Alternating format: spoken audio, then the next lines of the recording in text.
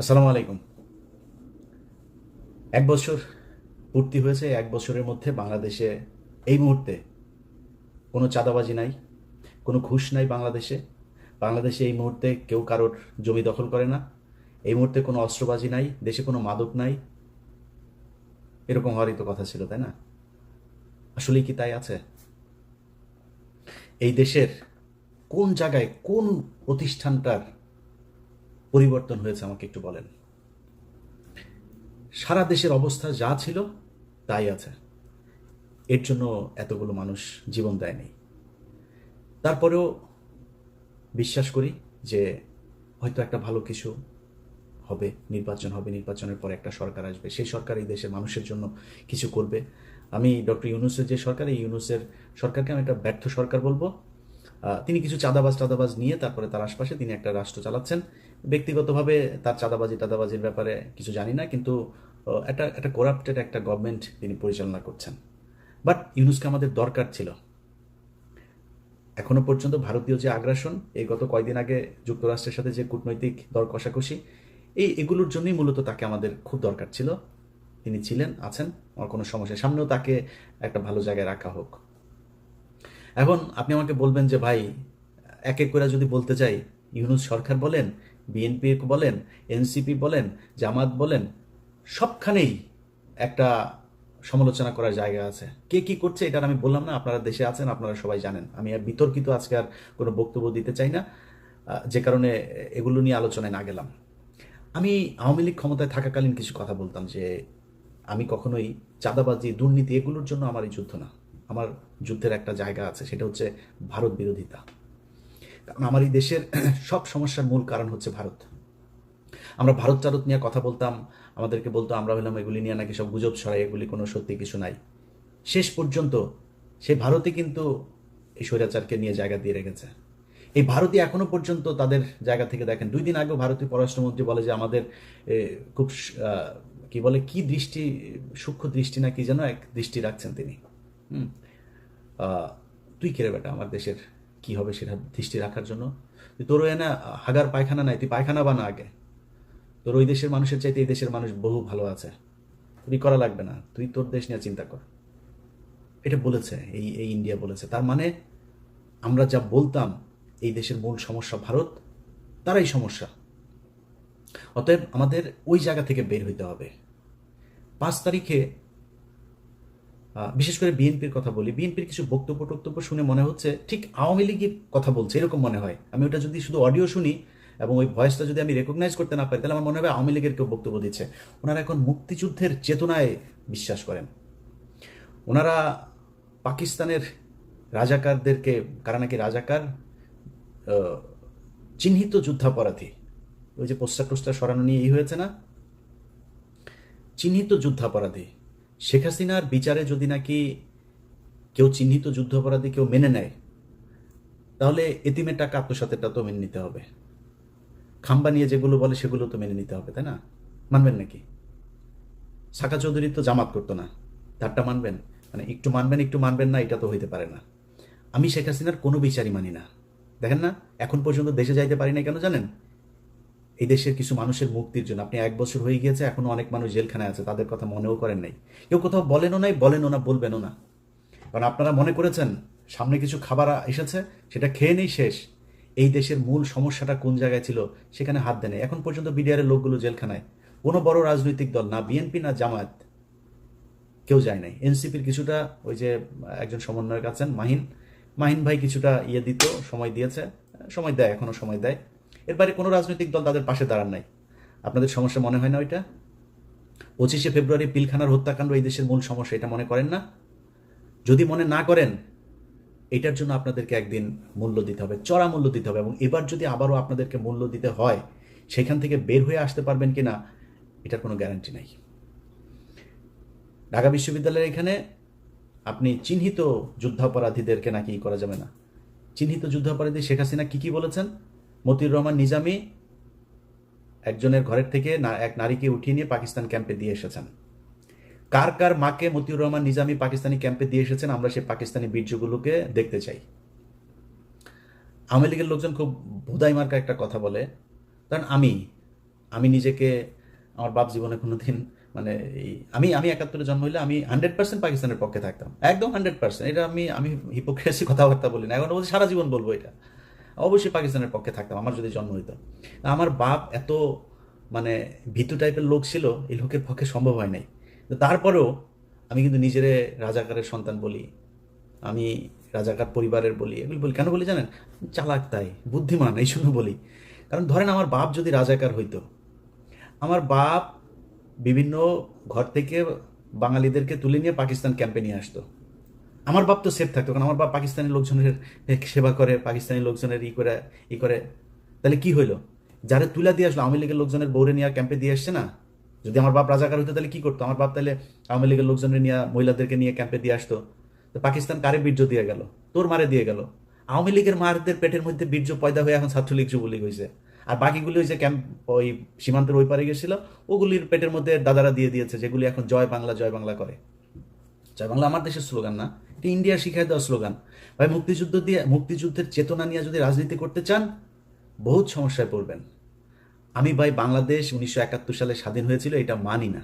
কারণ আপনি আমার যা মনে চায় তাই বলতে পারেন, কারণ ওইটা ভারত আর পাকিস্তানের যুদ্ধ ছিল, সেটা ভারত এখনো বলে, এবং বাংলাদেশের পক্ষ থেকে ওইটার ব্যাপারে কোনো ধরনের কোনো প্রতিবাদ এখন পর্যন্ত করা হয় নাই। এইবার প্রথম এই সরকার আসার পরে করেছে, ওইটা আমি এনাফ মনে করি না। আপনি যদি মনে করেন ওইটা আপনার স্বাধীনতার যুদ্ধ, ওই ব্যাপারে আপনি প্রকট, আপনি একদম পুরোপুরি এক ইয়ের মধ্যে থাকবেন, তাহলে তো আপনাকে তাদের সাথে সব ধরনের চুক্তি বাতিল করতে হবে, সব ধরনের ইয়ে থেকে, সম্পর্ক থেকে বের হয়ে আসতে হবে। আসেন নাই, তার মানে তাদের ওইটা আপনি সহ্য করেন, তাহলে ওইটা যুদ্ধ না। বা ভারত আর পাকিস্তানের যুদ্ধ ভারত এখনো সেলিব্রেট করে। এখন আপনি যদি মনে করেন, আমি কিছুক্ষণের জন্য এটা মানলাম যে আপনার ভারত পাকিস্তানের যুদ্ধ, এই মানে বাংলাদেশের মুক্তিযুদ্ধ, আমার এই ভিডিও এই মুহূর্তে যেই যে মানুষগুলো দেখছেন, আমার ভিডিও পজ দিয়ে একটু 2 মিনিট চিন্তা করেন যে আমি এই আমার আশপাশে, আমার আত্মীয় স্বজন, আমার গ্রামের আশপাশের যত গ্রাম আছে, কতজন মুক্তিযুদ্ধ ছিল? মুক্তিযোদ্ধা যে কটা আছে তার 80% ভুয়া। খোঁজ নেন, আপনার এলাকায় যে কটা মুক্তিযোদ্ধা আছে ওর ব্যাপারে যা খোঁজ নেন, আল্লাহর কসম করে বললাম একদম ভুয়া। আপনার বাপ গিয়েছিল? যায় নাই। তো মুক্তিযুদ্ধ আপনি করলেন না, আপনি মুক্তিযুদ্ধের বিশাল চেতনা।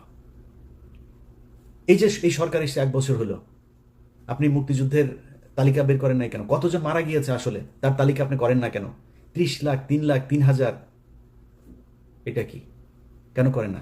ওইখানে ইস্যু একটা আছে যেটা করতে মানে বের করতে চায় না। ভাই আমরা তো চাই সেই যুদ্ধে কতজন মানুষ মারা গিয়েছে তাদের প্রতি আমরা সম্মান জানাইতে চাই, বার করেন। আপনি ভিডিও দেখছেন না, বার যেহেতু করেন, আপনাকে দায়িত্ব দিলাম বের করার জন্য। আপনি চোখ বন্ধ করে চিন্তা করেন আপনার 14 গোষ্ঠীর মধ্যে 71-এ মারা গিয়েছে কেউ আছে কিনা? পাকিস্তানি মিলিটারিরা এসে কারোর মাকে তুলে নিয়ে তারপরে প্রোডাকশন দিয়ে দিয়েছে? যদি একটা খুঁজা পান, কান কেটে শুনেছি, উনি বলেছেন, তিনি বলেছেন, এইটা দিয়ে কোনো ইতিহাস হয় না। আপনি এখন ওই যে আওয়ামী লীগের মতো ভাই এত আবেগ থাকলে তো সমস্যা। আমার কথা শুনলে আমাকে পছন্দ করেন এরকম অনেক মানুষের, ভাই আপনি তাহলে মনে করেন যে কিছুই হয় নাই। ডিসেম্বরের 3 তারিখ থেকে ভারত যৌথ বাহিনী হামলা শুরু করেছে, পাকিস্তানের অস্ত্র ছিল না, ওই দিক থেকে সৈন্য আসছিল, সেটা আসতে পারে নাই, 7ম নৌবহর পাঠাবে সেটা নিয়ে সমস্যা, ওই দিক দিয়ে ভারত এই সাগর বন্ধ করে শ্রীলঙ্কা হয়ে আসতে চায়, দেরি হয়েছে। পাকিস্তান মিলিটারি পারে নাই ভারতের সাথে যুদ্ধ করে, ভারত করেছে। আরে ভাই আপনি কোন যুক্তিতে আমার কাছে আসবেন? 16ই ডিসেম্বর দেখান আপনি বাংলাদেশের একটা মানুষকে সেই জায়গায় ছিল, কেন ছিল না? এগুলি নিজের কোশ্চেন করেন। আমি আমার নিজের কথা বলি, আমি ছোটবেলা থেকে মুক্তিযুদ্ধ মানে ওরে কইছি যে সিনেমা টিনেমা দেখতাম, বাংলা সিনেমা দেখতাম না, বাংলা সিনেমায় দেখা বাবারে নিজের সন্তানকে কাঁথার ভেতর থেকে বের করে মুক্তিযোদ্ধাকে ঘরের ভেতরে জায়গা দিয়া তারপরে মুক্তিযোদ্ধারে বাঁচাইলো, বিশাল এক নাটকীয় এক দৃশ্য অবতারণা করলো, করে মুভি একটা বানায় ফেলে। ওইটা দেখে থেকে বড় হয়েছে না, মানে কিছু না হইলেও কিছুটা তো আছে। শেখ মুজিবের প্রতি আমার ভীষণ রকমের শ্রদ্ধা ছিল, আমি স্বীকার করছি, বিশ্বাস করেন, জানতাম না তাই। আরে শালায় তো একটা বদমাস, এমন কোনো চাউর আমি নাই যে এই শালা করে নাই। এই যে নারায়ণগঞ্জে চশমা ফেলে রেখে আসা বেশরাব খানায়, মিথ্যা কথা না। ওর দলের এই যে শামসুল হক, ওর দলের এই লোকটারে জেলখানায় রেখে ওর বউরে সারা জীবন আকাম কুকাম করেছে। ওর বউ এই যে নিউ ইয়র্কে, এই যে আমেরিকায় এখন সম্ভবত নিউ জার্সিতে থাকেন, এই শালা, এই যে পাপনের মা, এই পাপনের মারে এই যে রাষ্ট্রপতি ছিল জিল্লুর রহমান, এই শালায় তো ওরে কিছু করতে পারতো না। এই শালা শেখ মুজিবর এই আইবি রহমানরা আকাম কুকাম করতো, এটা নিয়ে শেখ মুজিব এই শেখ হাসিনার পরিবারে বিশাল গ্যাঞ্জাম হইতো। সুন্দরী ছিল তো, শেখ মুজিব এটারে করতো। বাকশাল ভাই, একটা মানুষের কোনো দল হবে না, খালি আমার দল একা। 30,000 মানুষের আপনি জাসদের মারলেন। আপনি দুর্ভিক্ষ করলেন, এত মানুষ মারা গেল, আপনি কোন দিক থেকে তার পক্ষে কথা বলবেন বলেন? তারপর ওই যে 7ই মার্চের ভাষণ শুনলে আমার নিজের লোম দাঁড়ায় যেত ভাই ছোটবেলায়। আস্তে আস্তে বিশেষ করে কয়েকটা বই পড়ার পরে ভাই আস্তে আস্তে বুঝলাম ঘটনা তো আসলে অন্য কিছু। আপনি বিএনপির লোকের বই পড়ার দরকার নাই, জিয়াউর রহমানের লেখা বই, তারেক রহমানের লেখা বই পড়ার দরকার নেই। আপনি মেজর জলিলের বইগুলো খালি পড়েন, ছোট ছোট চটি বই, অরক্ষিত স্বাধীনতায় পরাধীনতা সহ 3-4টা বই আপনারা পড়বেন, পিডিএফ আছে মেজর জলিলের, খুব ছোট ছোট বই পড়লে বুঝবেন যে মুক্তিযুদ্ধ আসলে কি হয়েছিল, কেন 15ই মে এপ্রিল পর্যন্ত এই দেশে ভারতীয় সেনাবাহিনী থাকবে, কেন 16ই ডিসেম্বর এটা হইতে পারবে না। সো এগুলো হচ্ছে আমাদেরকে গেলানো হয়েছে মুজিববাদ প্রতিষ্ঠা করানোর জন্য। আমি আপনার সাথে মানে ফাউল তর্ক করতে চান, আপনাকে আমি কয়েকটা ক্লু ধরাই দিলাম, আপনি খোঁজ নেন আপনার গ্রামে, আপনার আত্মীয় স্বজন, আপনার প্রতিবেশী, যত চারিদিকে যতটুকু কানেকশন আপনার আছে খুঁজে বার করেন যে পাকিস্তানের মিলিটারিরা এসে কারোর মাকে আকাম করিয়া গিয়েছেন, আমার একটু জানাবেন প্লিজ।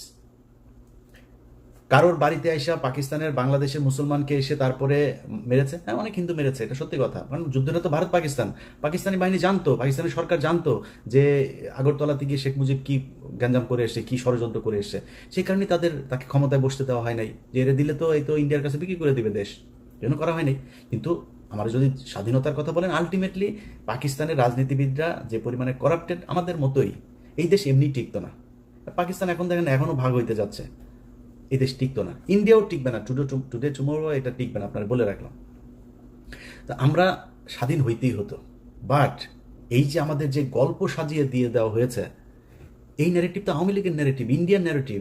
আপনি এখন এটারে করছেন স্বাধীনতার চেতনা, জাতিসঙ্গীত, জাতীয় সঙ্গীত। ওই যে ছাত্রদলের সাধারণ সম্পাদক, ওর বাপ ছিল আওয়ামী লীগের নেতা, ওর আওয়ামী লীগের নেতার ওই বাপেরে আওয়ামী লীগ এখন শিখাই দেয় তোমার ছেলেরে দিয়া তুমি এগুলি করবা। এই কালকে যে ছাত্রদলের ঢাকা বিশ্ববিদ্যালয় যেটা করেছে, এ করেছে, এই নাসিরের কারণে হয়েছে এটা, কারণ নাসিরের বাপ আওয়ামী লীগ নেতা, ও করবে না এটা। ওইটারে জাতীয় সঙ্গীতের পক্ষে কথা বলে। তারপরে জাতীয় সঙ্গীত কোন পয়েন্টে আমার সাথে আসবে? জাতীয় সঙ্গীত বাংলাদেশের কোনো নাগরিকের না। জাতীয় সঙ্গীত লেখা হয়েছিল 1905 সালে বাংলাদেশের বিরুদ্ধে, বঙ্গভঙ্গের বিরুদ্ধে করা হয়েছিল। জাতীয় সঙ্গীতের সুরটা গগন হর করার চুরি করা সুর, কোন পয়েন্টে এটা আমার জাতীয় সঙ্গীত থাকবে? আমার বল। এত আবেগ হয়ে তো লাভ নেই, এটা আবেগীয় না। ওর বাপ আওয়ামী লীগ করে, এই নাসিরের বাপ আওয়ামী লীগ, খোঁজ নেন ইয়েতে যায়, এই নোয়াখালীতে যায়, ওর বাপ আওয়ামী লীগ করতো, যেই কারণে ও আজকে এটা করে, এই পক্ষে কথা বলে। তো এখন এগুলি যদি করতে আসেন ভাই, আমি আগেই যেটা বলছিলাম যে আমি দুর্নীতি এগুলো নিয়ে ভাই আমার কোনো ইন্টারেস্ট নাই, এটা করবেনই। অনেক মানুষ এসে বলতে পারে ইলিয়াস ভাই আপনি দুর্নীতির বিরুদ্ধে কিছু বলেন, চাঁদাবাজি নিয়ে কিছু বলবেন না। ভাই যার সুযোগ নাই সে চাঁদাবাজি করে না, যার সুযোগ আছে, আমি তো দেখছি তো, একজন ম্যাডাম, নাম বললে চাকরি থাকবে না, ম্যাডাম দ্বিতীয় শেখ রেহানা হতে যাচ্ছেন, নাম আর বললাম না, ম্যাডাম দ্বিতীয় শেখ হাসিনা হতে, শেখ রেহানা হতে যাচ্ছেন। ম্যাডামের স্বামী নাই, এবার খুঁজে বার করেন গিয়ে যান, যা করতেছে ভাই। আমার এখন যদি নাকি আমি করতে যাই এক এক করে, যদি আমার কোনো বন্ধু থাকবে না ভাই, এত পেশা নিতে পারবো না, দরকার নাই। সো এই দুর্নীতি মুর্নীতি নিয়ে যারা আমার বলতে বলেন চাঁদাবাজি টাদাবাজি নিয়ে, ভাই অনেক করেছি, আর না, ওগুলিতে যাইতে পারবো না। বাট এই যে ইন্ডিয়া আমার রক্তের মধ্যে কিন্তু লেখা ভাই, আপনি আমার আব্বা হইলেও আপনার কিন্তু আমি ন্যাংটা করে ফেলবো। আপনি এই যে এই জাতীয় সঙ্গীতের পক্ষে কথা বলবেন, স্বাধীনতার চেতনা কথা বলে তারপরে মানুষের ওই যুদ্ধাপরাধী ট্যাগ দেওয়ার চেষ্টা করবেন, পাশার চামড়া উড়াই ফেলবো, দুই চোখে সরিষার মতো ফুল দেখতে থাকবেন। আপনার মতো কত বালছাল এগুলি, আপনার নেতাদের, কত বড় বড় নেতা ইলিয়াসের সাথে আইসা ভাই ভাই কিছু বলি না, বললে যদি চাঁদাবাজি নিয়ে কথা বলা শুরু করি একটাও দাঁড়াইতে পারবেন না। সব কটার জিনিসপত্র এগুলি সারাদিন আসতেই থাকে, ভাই এখানে আমার এটা করেছে ওইটা করেছে, ক্যামেরা বসায় রাখা লাগবে না। আমার ইমেল থেকে যদি খালি উজাড় করে দেই, তাহলে পদে থাকা নেতা একটারও খুঁজে পাবেন না। সব মির্জা আব্বাস এত টাকা পয়সা, ব্যাংকের মালিক, এখনো চাঁদার টাকার ভাগ নেয় সন্ধ্যায়, তো বাদ নাই তো কেউ। আর অনেকে নাম বললাম না, টেকনিক্যালি নামটা আমি করে যাচ্ছি।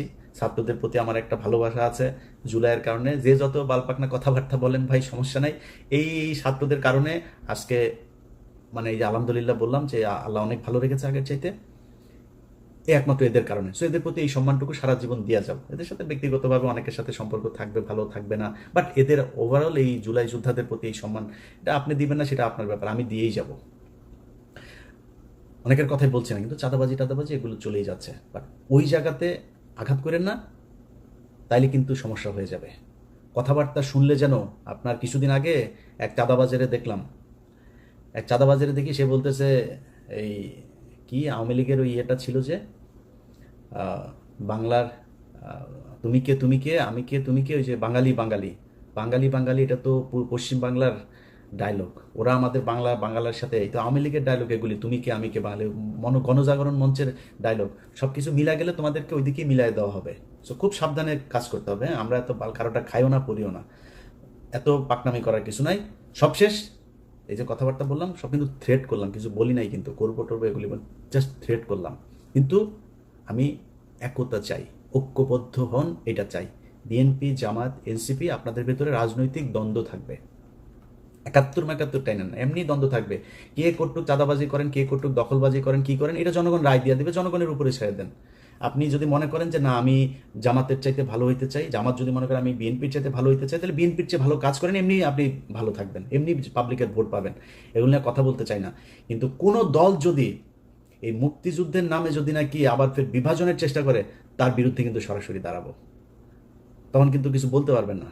এক পিনাকিদার একার গুতাই নিতে পারেন না, আমাদেরকে চাতায়েন না। এটা বলে রাখলাম ভাই, ভবিষ্যতে মার্ক করে রাখতেছি কিন্তু কে কে কি বলেন এগুলি কিন্তু মনে আছে। ওই যে মিছিলের কথা বললাম একটা, তুমি কে আমি কে বাঙালি, ওরা কিন্তু মনে রাখছে। এই যে জাতীয় সঙ্গীতের কথা মনে রাখছে, কিন্তু যখন যেখানে হাতে কোনো কিছু পাওয়া যাবো ছেড়ে দেবো। পৃথিবীর কেউ তারেক রহমান ফোন করলেও শুনবো না, ছেড়ে দিব তখন। তো তখন কান্নাকাটি করে লাভ হবে না। আগেই বলে রাখলাম খুব সাবধানে, এই মুক্তিযুদ্ধের বালের যুদ্ধ নিয়ে এত বেশি পাকনামি করা যাবে না। এটা দেশ স্বাধীন হওয়া দরকার ছিল, কেমনে হয়েছে এটা নিয়ে আমরা তর্কেই যেতে চাই না। তর্কে গেলে তর্কে আইসেন, আমি বই পুস্তক দিয়া দলিল দিয়া তারপরে বুঝাই দিব যদি যেতে চান তর্কে। বাট তর্কে আমি যেতে চাই না, এটা নিয়ে দেশ স্বাধীন হয়েছে বেটার। আমরা এখন একটা দেশ পেয়েছি, এই দেশে যারা যারা যেইভাবে ছিল পিছনের ইতিহাস নিয়ে ঘাটাঘাটি বাদ দিয়া দেশটারে কেমন আগানো যায় সেটা নিয়ে চিন্তা করেন। রাজনৈতিক দলগুলোর ভেতরে আমি খুব এত বেশি এই যে ডিজিএফআই এবং রয়ের এরা উদ্দেশ্য প্রণোদিতভাবে কিছু, এনসিপির উদাহরণ যে একটা আছে, ওর নামটা কি, এই হুদাই খালি গুতায়, বিএনপিরে গুতায়, জামাতরে গুতায়। বিএনপির কয়েকজন আছে, এগুলি হুদাই খালি জামাতকে গুতাবে, এনসিপি গুতাবে। আমি মাঝখানে একটা করলাম যে ভাই খালেদা জিয়াকে নিয়ে, জিয়াউর রহমানকে নিয়ে আজে বাজে কথাবার্তা। তা আমি এটা নিয়ে একটা পোস্ট করলাম। পোস্ট করার পরে সার্জিস আমারে কল করলো, বললো যে ভাই আমাদের ভিতরে আমরা কি কেউ বলেছি এটা নিয়ে কোনো কথা? আমি বললাম যে এটা নিয়ে যে আলোচনা হচ্ছে, তাহলে কে কে বলেছে এটা? বলে ভাই আমাদের ভিতরে তো কেউ বলে না, আমাদের কেন্দ্রীয় আপনি দেখেন হাসনাত, আমি, নাহিদ, মাহফুজ বা কেউ, আমরা কেউ বলি না এটা নিয়ে। আমি দেখলাম আসলে বলে নাই। তো সার্জিসের ভিতরে তার এটা নিয়ে তার উদারতা আছে। আপনারা সবাই বসেন ভাই, কোনো কিছু নিয়ে যদি সমস্যা হয় আপনারা বসেন, বসে তারপরে ঠিক করেন, এই জায়গাগুলোকে ঠিক করেন। কারণ এটা মাথায় রেখেন যে আওয়ামী লীগ যদি ব্যাক করে, কেউ এখনকার চাইতে ভালো থাকতে পারবেন না। আর আওয়ামী লীগ ব্যাক করার সুযোগ আপনারা তৈরি করে দিচ্ছেন। আওয়ামী লীগের সেই শক্তি নাই, কিন্তু এটা করবে ইন্ডিয়া। কারণ ওদেরকে সবসময় ইন্ডিয়া নিজের দল মনে করে। এই কারণে এই জায়গা থেকে যদি আপনি নিজেকে, দেশকে যদি নিরাপদে রাখতে চান, আপনাদের ভেতরে যা মনে চায়, যত মনে চায় দলাদলি, মারামারি, খুনাখুনি, যা মনে চায় করেন। আওয়ামী লীগ, ইন্ডিয়া, ইন্ডিয়ার মুক্তিযুদ্ধের ন্যারেটিভ, এই জায়গায় আমাদের সবাইকে ঐক্যবদ্ধ থাকতে হবে। আমি ভাই কোনো দলের না, আমার একবার বিএনপি জামাত বানায়, জামাত বিএনপি বানায়।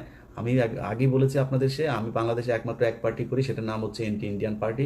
আমার রক্তের যে গ্রুপ সেটা ইন্ডিয়া নেগেটিভ, এটা আমি সবসময় বলি, এখনও বলছি। ওই জায়গার বাইরে আমার কোনো কিছু করার নাই, আমার মাফ করে দিন। বাংলাদেশের বহু মানুষ আছেন যারা কিনা বলবেন যে ভাই আপনি চাঁদাবাজিকে করছেন। ভাই ওই যে বললাম যে চাঁদাবাজি নিয়ে যদি কথা বলতে যাই এখন, তাইলে আমি নিজেও চাঁদাবাজ হয়ে যাব। কেন জানেন? কারণ হচ্ছে যে অনেকের এরকম কমপ্লেন আসে যে সচিবালয়ে গিয়ে আমার সাথে চ্যাটিং আছে, সেটা দেখায় বলছে যে ভাই আমি কারোর ফোন করি নাই তা না, আমি অনেক সচিবরে ফোন করেছি, পুলিশের ঊর্ধ্বতন কর্তৃপক্ষকে ফোন করেছি। ফোন করে যদি নাকি একটা গরিব মানুষের একটা ন্যায্য পাওনা, সে যদি অনেকদিন ঘুরছে একটা জিনিস নিয়ে, আমি বলতে পারি ভাই এই লোকটার এটা যদি একদম কোট আনকোট ঠিক এইভাবে যত সচিবের সাথে কথা হয়েছে, যত উপদেষ্টার সাথে কথা হয়েছে, সবার কাছে, পুলিশ অফিসার সবার কাছে আমার একটা ডায়লগ খুব কমন, ভাই যদি ন্যায্য মনে করেন তাহলে কাজটা করে দিন। এই লোকটা অনেকদিন ধরে ঘুরছে, যদি ন্যায্য হয়, অন্যায্য কোনো, অনৈতিক কোনো আবদার, কোনো অনুরোধ, কোনো কিছু আমার কাছ থেকে কেউ যদি পান, জাস্ট আমার ফোন রেকর্ড করে ছেড়ে দিন। এখন আপনি যদি আমার নামে আপনার কেউ ভয় দেখায়, আপনি দুর্নীতি করেন, আমার ভয় দেখায় যদি কেউ আপনার কাছে টাকা পয়সা চায়, আপনি যদি দেন, আমি কি করবো? আমার কিছু করার নাই তো। যদি নাকি আমার কেউ টাকা পয়সা দিয়ে থাকেন, আমার কোনো ভয়েস, আমার কোনো কিছুতে যদি দিয়ে থাকেন, আল্লাহর রাস্তায়, এটা আমার অনেক শত্রু আছে, যে কোনো আমার এটা দেওয়ার জন্য অনেক মানুষ বসে আছে, ওর কাছে পাঠাই দিন। পাঠাই দিলে দেখবেন যে ওরা আমার এটা প্রচার করবে। আমি এটি করি না, আল্লাহ যেন ওই রাস্তায় না নেওয়ায়। বাট ওই যে বললাম যে চাঁদাবাজির পরিস্থিতিটা এমন পর্যায়ে দাঁড়িয়েছে, এটা ঠিক করতে গেলে এখানে আর কাউকে খুঁজে পাওয়া যাবে না। তো লম্বা কথা বললাম 1 বছরের মাথায়। আপনাদের সবার কাছে আবারও সবশেষ অনুরোধ থাকবে, ভাই প্লিজ ঐক্যবদ্ধ হন। ঐক্যবদ্ধ যদি না হতে পারেন তাহলে আমাদের দেশের সামনে অনেক খারাপ পরিস্থিতি বিরাজ করবে। ধরেন যেই ভাইরা বিএনপিতে আছেন, আপনাকে নিয়ে কোনো খারাপ কোনো কিছু যদি নাকি মানুষ সমালোচনা করে, ভাই আমার চাইতে আমি তো এখনও বহুত গালি শুনি, বহুত সমালোচনা সহ্য করি। আমারে প্রচণ্ড ভালোবাসে এরকম মানুষের সংখ্যা যেমন আছে, আমাকে ঘৃণা করে এরকম মানুষের সংখ্যাও আছে। এই যে এই পরিস্থিতির ভেতরে আমি যারা আমার সমালোচনা করে, আমি তাদের সমালোচনা অনেক কিছু, আসলে কি আমার এটা ঠিক হয় নাই, আমি নিজে ভুল করি। আমার ফেসবুকে যে পোস্ট দেখেন না, আমার ফেসবুকের পোস্ট কিন্তু ধরেন 50% বা তারও কম আমি করি, 50% আমার অ্যাডমিনরা করে। আপনারা হয়তো অনেকে মনে করেন অনেক পোস্ট বোধহয় আমি মনে হয় এই পোস্ট করি, এরা করে। ইদানিং আমি সবাই বলে দিয়েছে যে পোস্টের সংখ্যা একটু কমায় করতে। তো এখন এই যে আমার যত ধরনের সমালোচনা টমালোচনা যা যা কিছু আছে, এখান থেকে অনেক কিছু শিখি আমি, অনেক কিছু শিখে তারপরে আমার কাজ করি। আপনার নিয়ে সমালোচনা করলে তার শত্রু মনে করার কারণ নাই। শেখ হাসিনা আজকে এই অধপতনের কারণ একটাই, সে সমালোচনা সহ্যই করে না। যারা তেলবাজি করেছে তাদেরকে কাছের মানুষ মনে করেছে। এটা যদি মনে করেন, পরিণতি শেখ হাসিনার মতোই হবে।